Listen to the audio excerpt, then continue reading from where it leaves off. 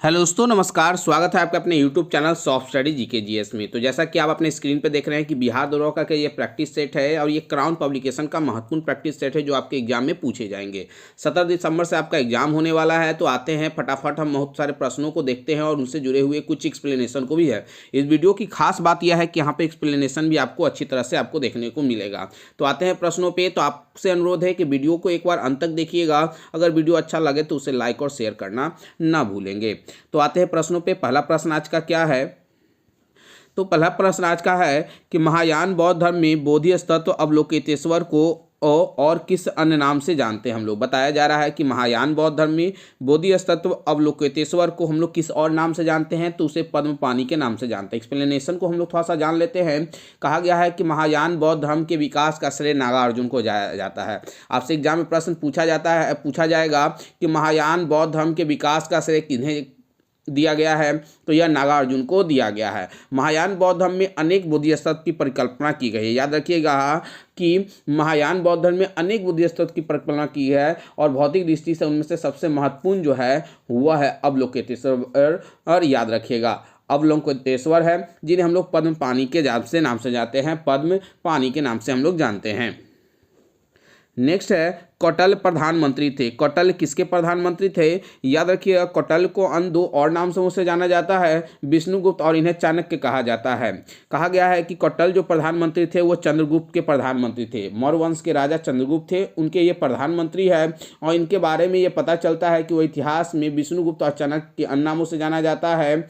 और जब चंद्रगुप्त मौर्य भारत के सम्राट बने तो कौटिल्य को उनका प्रधानमंत्री और पुरोहित बनाया गया। जैन ग्रंथों से पता चलता है कि बिंदुसार के समय भी चाणक्य कुछ दिनों के लिए प्रधानमंत्री बने हैं। वह राजनीति शास्त्र का प्राकंड पंडित थे और उसने राजशासन पर अर्थशास्त्र नामक अपनी प्रसिद्ध ग्रंथ की रचना की है। याद रखिएगा।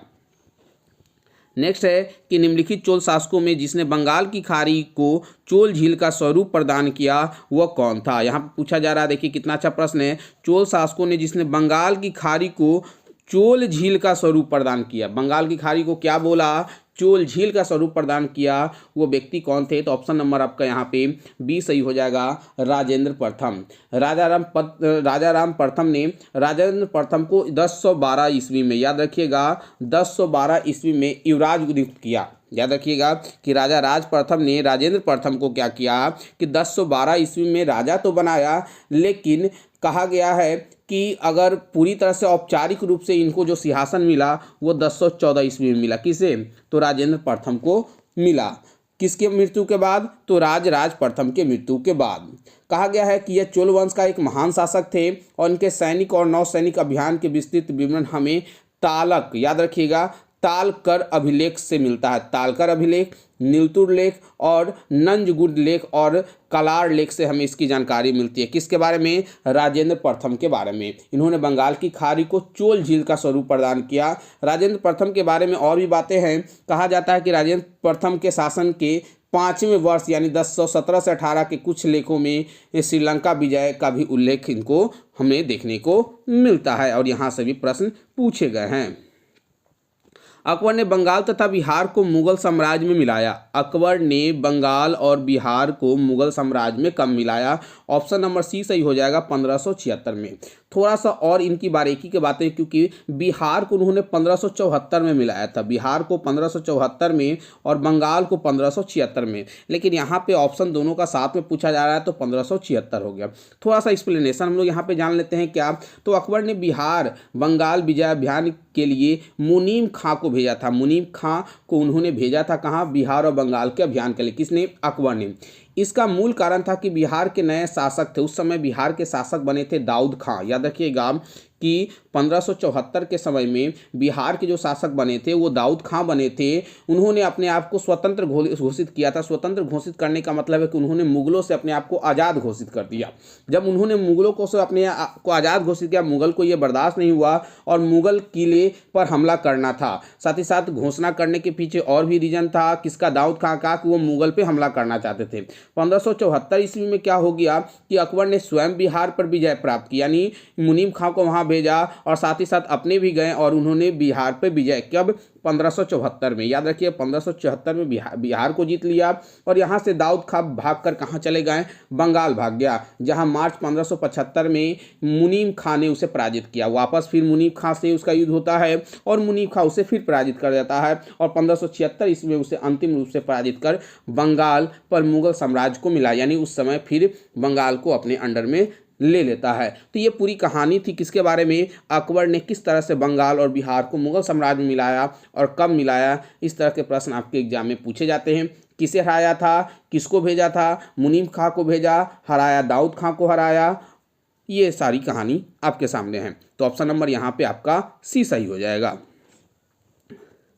नेक्स्ट है कि सूची 1 को सूची 2 के साथ यहाँ पे मिलाना है। तो देखते हैं, आते हैं क्या है सूची 1 और सूची 2 में है क्या। तो सबसे पहले यहाँ पे दिया क्या गया है, बाबर, ठीक है। तो बाबर ने जिस मस्जिद का या जिस चीज़ का निर्माण किया वो था जामी मस्जिद, ठीक है।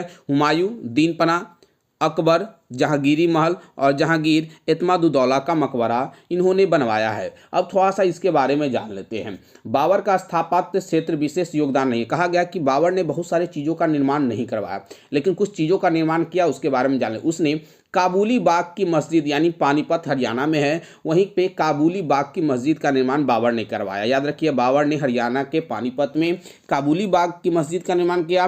रोहिलखंड यानी उत्तर प्रदेश के संभल में जामा मस्जिद का निर्माण कराया। ये दोनों बात बाबर से जुड़ा हुआ है। इन्होंने आगरा में आराम बाग और जहरा बाग लगवाया, यानी आगरा जो कि उत्तर प्रदेश में है, आगरा में आराम बाग का भी निर्माण बाबर के द्वारा किया गया और जहरा बाग का भी निर्माण बाबर के द्वारा किया गया। इतनी बातें बाबर के बारे में आपको याद रखना होगा।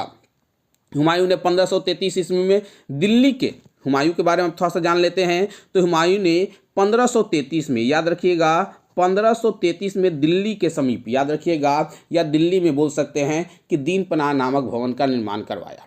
अकबर के बारे में जान लेते हैं कि अकबर ने जहांगीरी महल का निर्माण करवाया। क्यों? अकबर ने अपने पुत्र तथा उत्तराधिकारी सलीम के लिए, ठीक है, अकबर के पुत्र का नाम सलीम था जिसे जहांगीर कहा जाता है, और कहा गया कि उसी के लिए जहांगीरी महल का निर्माण करवाया गया। और जहांगीर के बारे में हम लोग जानते हैं कि ये अपने, बोल सकते हैं कि अपनी पत्नी के जो पिताजी थे जिनका नाम था एतमादुद्दौला, उनके मकबरे का निर्माण आगरा में इन्होंने करवाया था उनकी याद में। इस मकबरे को सर्वप्रथम पित्रा-दुरा शैली का प्रयोग किया गया है। ये बातें आपको, तो यहाँ पे सब जो है वो आपके सामने दिया जा रहा है। तो 1 2 3 4 ऑप्शन नंबर आपका 1 सही हो जाएगा यहाँ पर। नेक्स्ट है, यहाँ पर भी है, सूची 1 को सूची 2 के साथ मिलाते हैं। प्लासी का युद्ध सभी को पता होगा कि 1757 में प्लासी का युद्ध हुआ। याद रखिएगा 1757 में किसका युद्ध हुआ था, प्लासी का युद्ध कब हुआ था, 1757 में 23 जून 1757 का प्लासी गए। कलिंग युद्ध सभी को पता होगा कि अशोक ने कलिंग युद्ध लड़ा था, 261 ईसा पूर्व में लिया था। हल्दी घाटी का युद्ध 1576 ईस्वी में हुआ था, हल्दी घाटी का युद्ध, और तराइन का युद्ध 1192 ईस्वी में हुआ था। तो यहाँ पे आपका जो सही जवाब हो जाना चाहिए वो 4 1 2 3 हो जाएगा, 4 1 2 3, ऑप्शन नंबर आपका सी सही हो जाएगा। ऑप्शन नंबर आपका यहाँ पर सी सही हो जाएगा। अब थोड़ा सा इसके विश्लेषण को भी जान लेते हैं। विश्लेषण के बारे में क्या है, तो प्लासी का युद्ध किनके बीच लड़ा गया था, या सिराजुद्दौला जो कि उस समय बंगाल के नवाब थे, और एक तरफ जो अंग्रेज थे जिनका नाम है लॉर्ड क्लाइव, उनके बीच में हुआ था। मीर जाफर, याद रखिएगा, मीर जाफर के कारण ही क्या हुआ था कि सिराजुद्दौला प्लासी के युद्ध में हार गया, क्योंकि इन्होंने उनका खिलाफ कर लिया था। यानी कहने का मतलब है कि उन्होंने उनको धोखा देने के कारण सिराजुद्दौला की हत्या हो गई थी, और सिराजुद्दौला की जो हत्या की गई थी वो मीर जाफर के पुत्र मीरन ने किया था। ये सवाल आपके लिए इम्पोर्टेंट है कि सिराजुद्दौला की जो मृत्यु हुई थी, या सिराजुद्दौला को हत्या किसके द्वारा किया गया है, तो वह मीर जाफर के पुत्र मीरन के द्वारा, मीर जाफर के पुत्र मीरन के द्वारा किया गया। कलिंग के बारे में आप लोग सभी लोग जानते हैं, जो कि अशोक से जुड़े हुए हैं। 261 ईसा पूर्व में भारत में, यानी याद रखिएगा कि मौर्य वंश का शासन था, और उसी समय कलिंग युद्ध हुआ था, और कलिंग युद्ध के बाद ही अशोक ने अपना पूरा व्यवहार बदल लिया था। अशोक ने युद्ध नीति को त्याग करके बौद्ध धर्म को अपना लिया था। हल्दी घाटी के बारे में आप लोग जानते हैं, 1576 में अकबर के द्वारा यह लड़ा गया अकबर और किसके बीच लड़ा गया, महाराणा प्रताप। वास्तव में अकबर का जो सहयोगी थे वो मान सिंह और महाराणा प्रताप के बीच जो हल्दी घाटी का युद्ध 1576 में हुआ था। और तराइन के युद्ध में पृथ्वीराज चौहान की हार हुई थी, जो कि किसके साथ हुआ था लड़ाई, मोहम्मद गौरी के साथ हुआ था।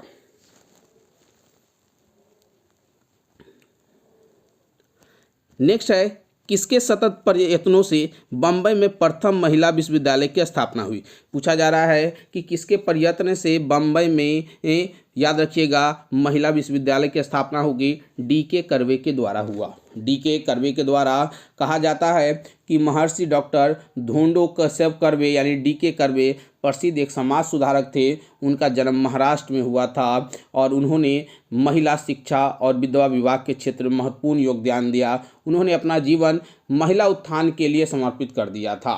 उनका विवाह जो हुआ था, बताया जाता है कि उनका जो विवाह हुआ था 1893 में गोराबाई नामक विधवा से उन्होंने विवाह किया था और उनके स्थापित द्वारा ANNDT महिला विश्वविद्यालय जो कि मुंबई में है, भारत की प्रथम महिला विश्वविद्यालय है। तो पूछा जा सकता है कि भारत के प्रथम महिला विश्वविद्यालय का नाम क्या है, ANNDT जो है, जो कि कहाँ पे है, महाराष्ट्र के मुंबई में है।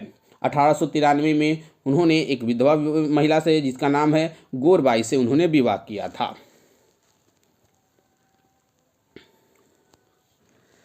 निम्नलिखित में से किसने गांधी जी को सर्वप्रथम महात्मा के तौर पर संबोधित किया। सर्वप्रथम महात्मा गांधी जी को महात्मा कहने का जो श्रेय जाता है वो रविन्द्रनाथ टैगोर को जाता है। ठीक है, रविन्द्रनाथ टैगोर ने 12 अप्रैल 1919 को एक पत्र लिखा जिन्होंने उन्होंने बापू को महात्मा कहकर यानी महात्मा गांधी जी को महात्मा कहकर संबोधित किया 12 अप्रैल 1919 को। चंपारण सत्याग्रह के दौरान बताया जाता है कि गांधी जी को वहां की जनता ने बापू कहकर संबोधित किया था। बाद में सुभाष चंद्र ने इन्हें बापू की उपाधि भी दी थी। 1927 की बटलर कमेटी का उद्देश्य क्या था। 1927 की जो बटलर कमेटी का उद्देश्य था भारत सरकार तथा देशी राज्यों के बीच मध्य संबंधों को सुधारना ही बटलर कमेटी का मेन मोटो था, लक्ष्य था। तो 9 का ऑप्शन नंबर डी। याद रखिएगा कि भारतीय राज्यों की समिति ने 1927 में सर हार्टकोट बटलर की अध्यक्षता में एक समिति का गठन किया और इस समिति के गठन का परम सत्ता और देशी रियासतों के राजाओं के बीच संबंध की जांच करना ही था। 1929 में इन्होंने अपनी रिपोर्ट सौंपा और इस समिति ने निम्न सिफारिशों पे प्रस्तुत किए थे। बहुत सारे सिफारिश इन्होंने बताया था। तो इन्होंने अपना रिपोर्ट कब पेश किया, 1929 में। पूछा जाएगा कि बटलर कमेटी ने रिपोर्ट कब पेश किया, 1929 में, गठन 1927 में हुआ था। नेक्स्ट है सूची 1 को सूची 2 के साथ यहाँ पे हम लोग मिलाते हैं। सूची 1 को सूची 2 के साथ अमृतलाल नागर, याद रखिएगा अमृतलाल नागर के द्वारा जो कृति लिखा गया है उसका नाम ही है अमृत और विष। याद रखिएगा अमृतलाल नागर ने अमृत और विष नामक रचना की है। सुमित्रा नंदन पंत जो है वो हो जाएगा चिदम्बरा। शरत चंद्र चटर्जी जिनकी जो रचना है वो है देवदास और यहाँ से बार बार प्रश्न एग्जाम में पूछा गया है। जयदेव के बारे में आप लोग सभी जानते होंगे, गीत गोविंद के रचयिता जयदेव थे। थोड़ा सा इसके अलावा इनकी और भी रचनाओं को जान लेते हैं। जैसे अभी हम लोग सबसे पहले जानेंगे अमृतलाल नागर के बारे में। अमृतलाल नागर जो कि एक भारतीय इतिहासकार के महत्वपूर्ण साहित्यकार हैं। कहा जाता है कि इन्होंने 7 घूंघट वाला मुखड़ा, मानस का हंस, करवट, बिखरे तिनकी आदि उपन्यास इन्होंने लिखा है और ये सारे उपन्यास से आपके एग्जाम में प्रश्न पूछे जाते हैं। सुमित्रा नंदन पंत के बारे में भी आपने उन्हें जाना होगा। इन्होंने पल्लव, चिदम्बरा, सत्यकाम, युगांता और बूढ़ चांद, लोकायतन आदि साहित्य आदि रचनाएं इन्होंने किया। वहीं शरत चंद्र चटर्जी के बारे में क्या बताया जाता है, तो इन्होंने देवदास जो कि सबसे अच्छी है और ये बांग्ला के सुप्रसिद्ध उपन्यास एवं लघु कथाकार थे। जयदेव गीत गोविंद की रचना जो है वो जयदेव के द्वारा किया गया था। इसके अलावा रति मंजीर की भी रचना जो है वो जयदेव के द्वारा किया गया है। तो यहाँ पे ऑप्शन नंबर ए हमारा सही हो जाएगा।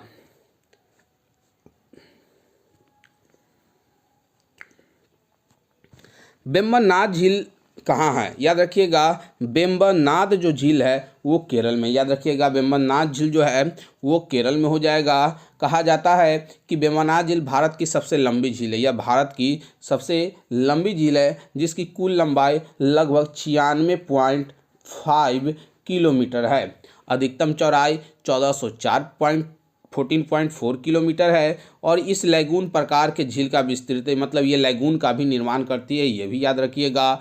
और रामसर संधि के अंतर्गत भारत के कुल 75 आर्द्रभूमि में सुंदरवन के उपरांत यानी सुंदरवन के बाद यह भारत का दूसरा सबसे बड़ा आर्द्रभूमि है वेम्बनाड झील। ये रामसर स्थल में शामिल है और सुंदरवन के बाद दूसरे नंबर पर भारत का सबसे बड़ा आर्द्रभूमि स्थल में काउंट किया जाता है किसे, वेम्बनाड झील को। निम्नलिखित भारतीय द्वीपों में से कौन सा द्वीप भारत एवं श्रीलंका के बीच है। सभी को पता है कि भारत और श्रीलंका के बीच जो है वो रामेश्वरम द्वीप है। कौन सा द्वीप है, रामेश्वरम द्वीप। इसके बारे में थोड़ा सा जान लेते हैं कि तमिलनाडु के रामनाथपुरम जिले में स्थित यह द्वीप पंबन चैनल द्वारा मुख्य भूमि से अलग होता है।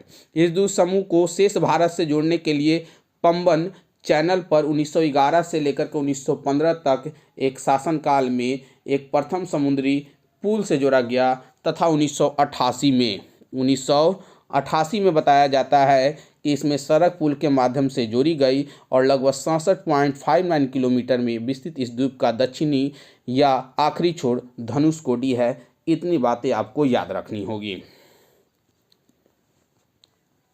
बिहार के किस जिले में गंगा नदी सबसे लंबी है। बिहार में पहले तो जान लीजिए कि बिहार में जो गंगा नदी है वो 12 जिलों से गुजरती है। कितने जिलों से गुजरती है, 12 जिलों से गुजरती है। उन 12 जिलों को नाम ध्यान से सुनिएगा। हम लोग यह नाम जो है वह पश्चिम से पूर्व की ओर हम लोग जाएंगे। कहाँ से जाएंगे, पश्चिम से पूर्व की ओर। याद रखिएगा सबसे पहले बक्सर, गंगा नदी भारत में जो प्रवेश करती है, बिहार में जो प्रवेश करती है वो बक्सर में। बक्सर के बाद भोजपुर, भोजपुर पे का सारण जिसे हम लोग छपरा वगैरह होते हुए सारण, पटना, वैशाली, समस्तीपुर, बेगूसराय, मुंगेर, खगड़िया, कटिहार, भागलपुर और लास्ट में लखीसराय।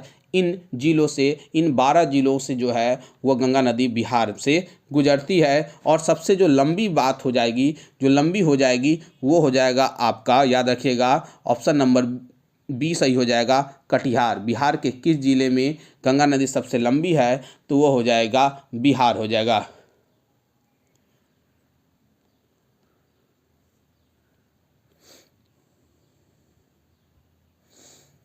यहाँ जो लंबाई है वो सबसे लंबी है 99 किलोमीटर तथा 97 किलोमीटर लंबी के साथ भागलपुर दूसरे, माफ़ कीजिएगा यहाँ पे पटना आंसर हो जाएगा। याद रखिएगा यहाँ पे आंसर जो होगा वो पटना हो जाएगा।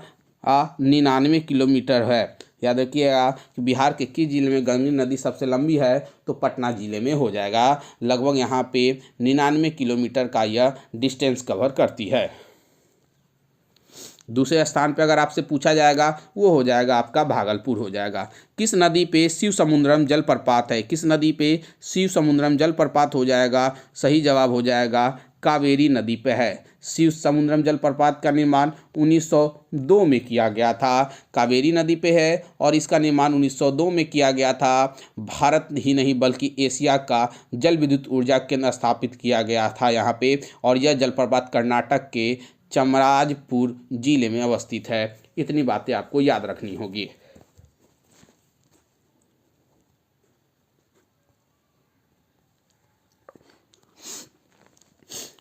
निम्नलिखित में से कौन सा जिला सबसे अधिक घने पतझड़ वाले वन क्षेत्र से घिरा हुआ है। बोला जा रहा है कि निम्नलिखित में से कौन सा जो जिला है वो सबसे अधिक घने पतझड़ वाले वन क्षेत्र से घिरा हुआ है। सही जो जवाब हो जाएगा पश्चिम चंपारण। यहाँ पे सही जवाब क्या हो जाएगा, पश्चिम चंपारण। बिहार में सबसे अधिक घने पतझड़ वाले जो जिले हैं वो है पश्चिम चंपारण, उसके बाद मुंगेर, उसके बाद जमुई और उसके बाद लखीसराय। अगर आपसे यहाँ पे पूछेगा कि बिहार में सर्वाधिक वन वाले क्षेत्र कौन हो जाएंगे तो सबसे ज़्यादा जो वन है बिहार में 2019 के रिपोर्ट के अनुसार वो हो जाएगा कैमूर, उसके बाद पश्चिम बंगाल, रोहतास, जमुई और गया। तो याद रखिएगा अधिक पतझड़ वाले जिले और अधिक वन क्षेत्र वाले इन जिलों को आपको याद रखना होगा। प्रधानमंत्री नरेंद्र मोदी ने हाल ही में मंडल बांध परियोजना की नींव किस नदी पर बनाने के लिए रखी है? याद रखिएगा कि प्रधानमंत्री नरेंद्र मोदी ने मंडल बांध, इस बांध के बारे में जरूर याद रखिएगा, यहाँ से प्रश्न आपके एग्जाम में पूछे जा सकते हैं। मंडल बांध परियोजना की नींव जो रखी गई है वो उत्तरी कोयल में रखी गई है। कहाँ पे? उत्तरी कोयल नदी पे यह रखी गई है। बताया जा रहा है कि प्रधानमंत्री नरेंद्र मोदी ने 5 जनवरी 2019 को झारखंड के पलामू जिले में उत्तरी कोयल नदी यानी सोन की जो सहायक नदी है पर मंडल बांध परियोजना की नींव रखी है और इस परियोजना से झारखंड को लगभग 19,604 हेक्टेयर भूमि तथा बिहार को 91,917 हेक्टेयर भूमि को सिंचित किया जा सकता है। इस परियोजना की जो शुरुआत था, महत्वाकांक्षी परियोजना की शुरुआत 1972 में संयुक्त बिहार, जब बिहार और झारखंड एक साथ था उस समय किया गया था, लेकिन इसका जो बोला जा रहा है कि इसकी नींव जो रखी गई वो 2019 में रखी गई।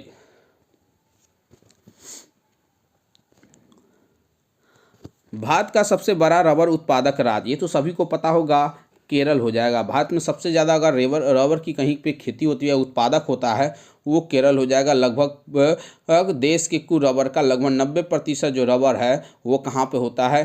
केरल में होता है। नेक्स्ट है सूची 1 को सूची 2 के साथ मिलाना। एक तरफ है तेल शोधक कारखाना, दूसरा है राज्य हल्दिया। सभी को पता होगा हल्दिया किस राज्य में है, तो हल्दिया जो है वो पश्चिम बंगाल में है। हल्दिया कहाँ पे है? तो हल्दिया पश्चिम बंगाल में है। जामनगर गुजरात में हो जाएगा, कोच्चि केरल में हो जाएगा और नुमालीगढ़ जो है तेल शोधकशाला जो कि कहाँ पे हो जाएगा?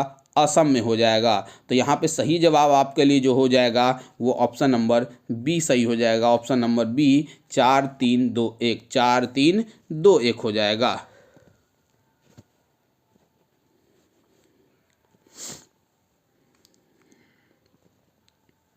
नेक्स्ट है कि नेपाल नगर का संबंध किस उद्योग से है? नेपाल नगर, हम लोग जानते हैं कि नेपाल नगर का संबंध जो है वो अखबारी कागज़ से है। किससे है? अखबारी कागज़ से है, जो कि कहाँ पे है? मध्य प्रदेश में। यह एमपी पे है, मध्य प्रदेश में है। और कहा गया है कि इसका प्रबंधन वर्ष 1949 में मध्य प्रदेश सरकार द्वारा अपने अंतर्गत ले लिया गया और 1959 में केंद्र सरकार ने अपने अधीन कर लिया।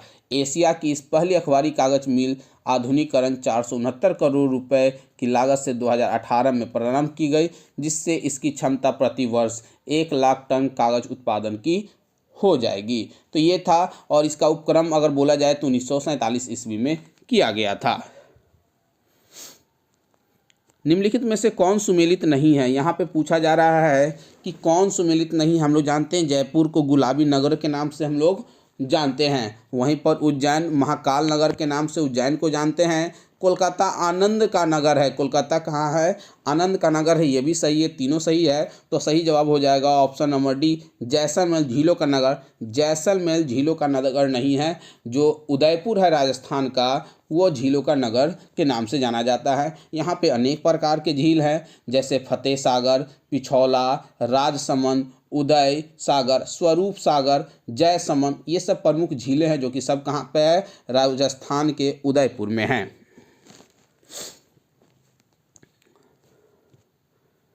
सूची 1 को सूची 2 के साथ मिलाना। यहाँ पे एक तरफ घास का मैदान है, दूसरी तरफ महाद्वीप है। तो लानोज घास का मैदान कहाँ पे हो जाएगा? तो ये दक्षिण अफ्रीका में हो जाएगा, दक्षिण अमेरिका में हो जाएगा। इसके अलावा लानोज भी है दक्षिण अमेरिका में, पंपास भी हो जाएगा आपका दक्षिण अमेरिका में, और कंपोज भी हो जाएगा आपका दक्षिण अमेरिका में। वहीं स्टेपिज कहाँ हो जाएगा? तो स्टेपिज हो जाएगा आपका यूरोप में हो जाएगा।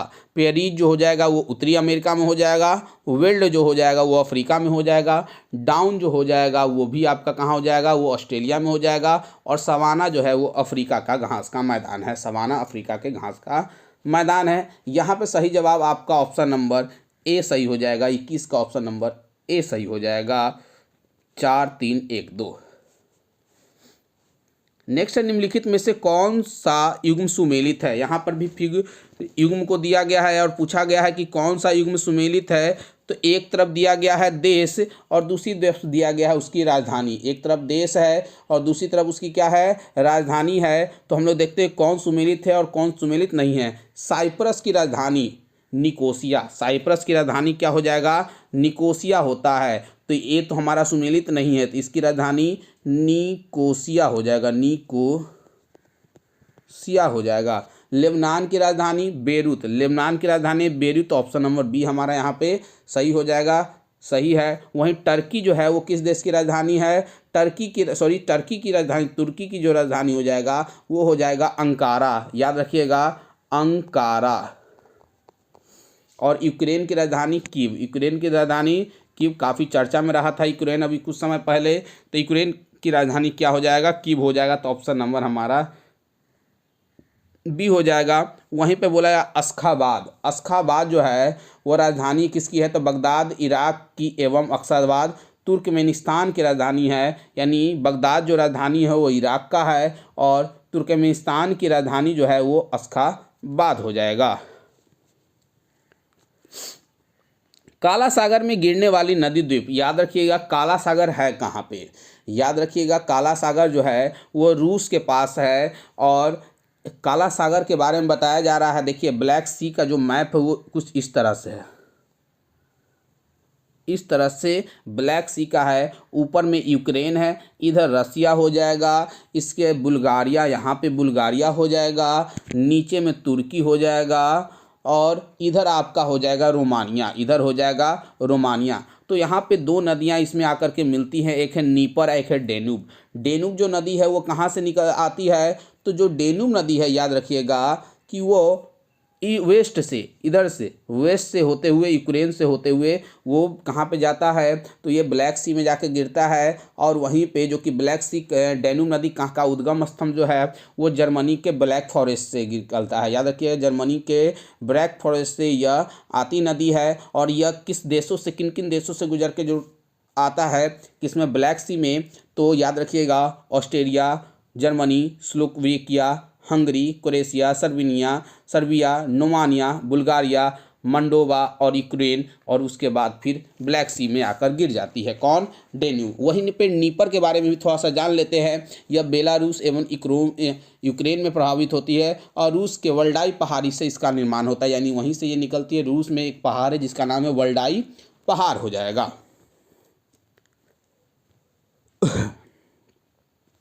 नेक्स्ट है ग्रेट बैरियर रीफ है। ग्रेट बैरियर रीफ है क्या, तो ऑस्ट्रेलिया के निकट एक परवाल भित्ति जो है वो ग्रेट बैरियर रीफ है। ऑस्ट्रेलिया के निकट एक परवाल भित्ति है जिसे हम लोग ग्रेट बैरियर रीफ के नाम से जानते हैं। इसके बारे में महत्वपूर्ण बात जो सवाल एग्जाम में पूछा गया है कि ऑस्ट्रेलिया के किस डायरेक्शन में है, ऑस्ट्रेलिया के किस तरफ है, ईस्ट वेस्ट नॉर्थ साउथ, ये एग्जाम बिहार दरोगा में पूछा गया है। तो यह ऑस्ट्रेलिया के पूर्वी तट पे स्थित है, याद रखिए ऑस्ट्रेलिया किधर है, पूर्वी तट पे स्थित है। विश्व की सबसे बड़ी परवाल रोधिका है यह, यानी सबसे बड़ी ग्रेट बैरियर रीफ है। इसका विस्तार ऑस्ट्रेलिया के पूर्वी तट में क्वींसलैंड फ्रांस के है। तो इतनी बातें आपको याद रखनी होगी।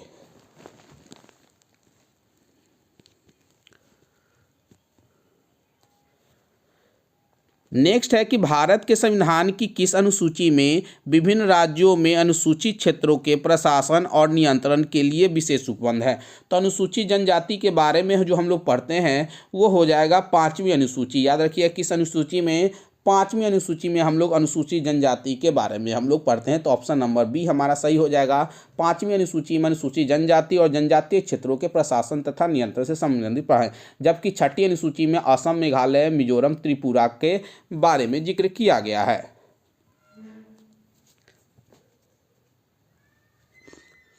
नेक्स्ट है भारत के निम्न मुख्य न्यायाधीशों में से किस एक ने राष्ट्रपति के रूप में कार्य किया, यानी वो मुख्य न्यायाधीश भी थे और आगे चल के वो राष्ट्रपति के रूप में भी कार्य किए हैं। इनका नाम हो जाएगा जस्टिस एम हिदायतुल्ला। इन्होंने 2 बार यह काम किया है, याद रखिएगा ये कार्यवाहक राष्ट्रपति बने थे 2 बार।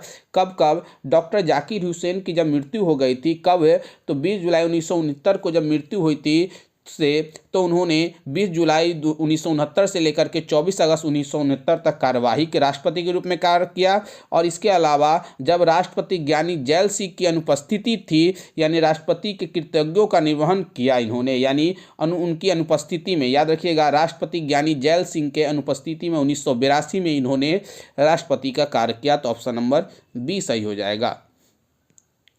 भारत सरकार में सबसे ऊंचे पद का सिविलियन अधिकारी कौन होता है? तो सबसे ऊंचे पद का जो सिविल अधिकारी होगा वो मंत्रिमंडल सचिव कहलाता है। वो कौन कहलाता है? मंत्रिमंडल सचिव कहलाता है, जिसे हम लोग आईएएस अधिकारी के रूप में भी जानते हैं। नेक्स्ट है सूची 1 को सूची 2 के साथ मिलाइए। अनुच्छेद 61 क्या है? अनुच्छेद 61 हम लोग सभी पता है कि ये राष्ट्रपति पे महाभियोग जो है अनुच्छेद 61 के तहत लगाया जाता है। अनुच्छेद 67 में क्या होगा? तो उपराष्ट्रपति को हटाना, याद रखिएगा, उपराष्ट्रपति को हटाना जो है अनुच्छेद 67 ख में है। अनुच्छेद 94 में क्या हो जाएगा? याद रखिएगा, स्पीकर को हटाना। अनुच्छेद 94 के तहत जो लोकसभा का स्पीकर है उन्हें पद से हटाया जा सकता है। और अनुच्छेद 90 में राज्यसभा के उपसभापति को हटाने का प्रावधान है। ये महत्वपूर्ण सवाल आपके एग्जाम के लिए महत्वपूर्ण थे। ऑप्शन नंबर सी हमारा यहाँ सही हो जाएगा, 2 3 4 1। भारत के नीचे दिए गए न्यायालयों में से किन्हें अभिलेख न्यायालय का माना जाता है? याद रखिएगा, अभिलेख न्यायालय किन्हें कहा जाता है? तो उच्च न्यायालय को भी अभिलेख न्यायालय कहते हैं और उच्चतम न्यायालय को भी अभिलेख न्यायालय कहते हैं। उच्च न्यायालय को किस अनुच्छेद के तहत, ये भी याद रखना जरूरी है क्योंकि यहाँ से सवाल आपके एग्जाम में पूछे जा सकते हैं। तो 215 के तहत, अनुच्छेद 215 के तहत हाई कोर्ट को अभिलेख न्यायालय कहा गया है। और अनुच्छेद 129 के तहत बताया जाता है कि सुप्रीम कोर्ट को अभिलेख न्यायालय कहा गया है। राज्यों के वित्तीय लेखों पर नियंत्रण रखता है। राज्यों के वित्तीयों पे नियंत्रण रखने का काम कौन करता है? तो यह काम जो होता है वो नियंत्रण महालेख परीक्षक का कार्य होता है। नियंत्रक महालेखा परीक्षक का कार्य होता है, जो कि अनुच्छेद 148 के तहत है। तो ऑप्शन नंबर यहाँ पे डी सही हो जाएगा। कौन हो जाएगा? तो नियंत्रक महालेखक परीक्षक अनुच्छेद 48 के तहत। समान रूप में प्रति 5 वर्ष के बाद वित्त आयोग की नियुक्ति की जाती है। कहा गया है कि समान रूप से प्रति 5 वर्ष के बाद वित्त आयोग की नियुक्ति की जाती है। यहाँ पे पूछा जा रहा है क्यों? तो कहा गया है कि केंद्रीय अनुदान और संघ के राजस्व में राज्यों का अंश निर्धारित करने के लिए वित्त आयोग की नियुक्ति की जाती है। अनुच्छेद 231 में इसका जिक्र है। अनुच्छेद 280 में इसका है। और पहला वित्त आयोग का गठन 1951 में किया गया था। पहला वित्त आयोग का गठन 1951 में किया गया था, जिसके अध्यक्ष थे केसी नियोगी। याद रखिएगा, जिसके पहले अध्यक्ष थे केसी नियोगी हो जाएंगे। और वर्तमान में एनके सिंह है, जो कि 15वें वित्त आयोग है। और 14वें वित्त आयोग का नाम वाई रेड्डी था। निम्नांकित में से कौन सा नेशनल वोटर्स डे है? यानी कि हम लोग मतदाता दिवस मनाते हैं। तो पूछा जा रहा है कि मतदाता दिवस हम लोग प्रतिवर्ष कब मनाया जाता है? तो 25 जनवरी को हम लोग मतदाता दिवस मनाते हैं। वही 5 जून को पर्यावरण, 8 मार्च को महिला दिवस के रूप में भी हम लोग मनाते हैं। संविधान के किस भाग में पंचायती राज व्यवस्था संबंधी प्रावधान दिए गए हैं? संविधान के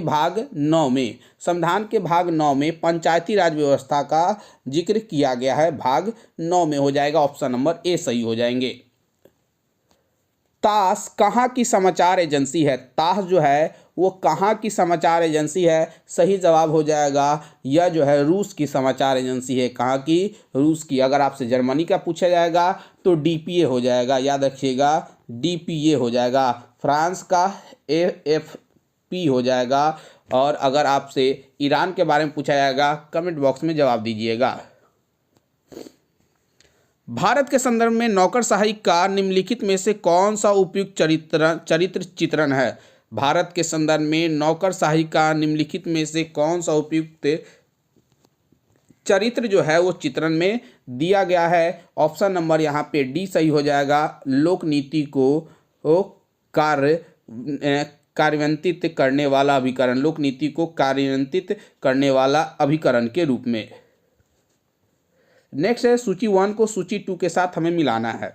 तो हम लोग को पता है गिर 1 कहाँ पे है, तो गुजरात में। गिर कहाँ हो जाएगा, गुजरात। भरतपुर कहाँ हो जाएगा, तो भरतपुर हो जाएगा आपका राजस्थान में हो जाएगा। बांधवगढ़ मध्य प्रदेश में हो जाएगा और काजीरंगा आपका असम में हो जाएगा। 4 1 2 3 ऑप्शन नंबर हमारा बी सही हो जाएगा। ऑप्शन नंबर हमारा बी सही हो जाएगा। नेक्स्ट है सबसे बड़ा कमोडिटी एक्सचेंज कौन सा है। सबसे बड़ा कमोडिटी एक्सचेंज क्या हो जाएगा, यहाँ पे NYSE हो जाएगा। NYSE जिसे हम लोग न्यूयॉर्क स्टॉक एक्सचेंज के नाम से जानते हैं। नेक्स्ट है 13 ताली किस राज्य का प्रमुख नृत्य है। 13 ताली यहाँ से प्रमुख नृत्य पूछा जा रहा है, जो कि किस राज्य का हो जाएगा, राजस्थान का ये मुख्य नृत्य है, लोक नृत्य है 13 ताली। और इस तरह के सवाल आपके एग्जाम में पूछे जाएंगे। इनमें से कौन सा ऐप भारत सरकार द्वारा नहीं जारी किया गया है। भारत सरकार द्वारा कौन सा ऐप जो है वो जारी नहीं किया गया है, तो सही जवाब हो जाएगा option number C, Ayushman Bharat. Ayushman Bharat जो है बताया जाता है कि भारत पे कंपनी एक भारतीय फिनटेक कंपनी है, जो कि भारत के छोटे व्यापारियों और किराना स्टोर के मालिकों को सेवा प्रदान करती है। भारत पे के संस्थापक असनीर ग्रोवर है, यानी ये असनीर ग्रोवर के द्वारा इसे क्या किया गया है, जारी किया गया है। और सबसे लास्ट प्रश्न हो जाएगा BIS यानी बैंक फॉर इंटरनेशनल सेटलमेंट्स का मुख्यालय कहाँ है, यानी BIS का मुख्यालय हमसे पूछा जा रहा है। सही जवाब हो जाएगा ऑप्शन नंबर बी, बासेल हो जाएगा। BIS की स्थापना 1930 में स्विट्जरलैंड में किया गया, यानी स्विट्जरलैंड का एक जगह है, कहाँ हो जाएगा, बासेल हो जाएगा। तो ऑप्शन नंबर यहाँ पे बी सही हो जाएगा। ये महत्वपूर्ण 40 प्रश्न थे। नेक्स्ट वीडियो में 40 से आगे वाले प्रश्नों को हम लोग कवर करें, ताकि वीडियो ज़्यादा बड़ा ना हो। इसलिए इसके नेक्स्ट पार्ट को हम लोग आगे नेक्स्ट वीडियो में कवर करेंगे। आपसे अनुरोध है वीडियो को अंत तक देखिए और वीडियो को लाइक और शेयर करना ना भूलें, चैनल को सब्सक्राइब करना ना भूलें। धन्यवाद।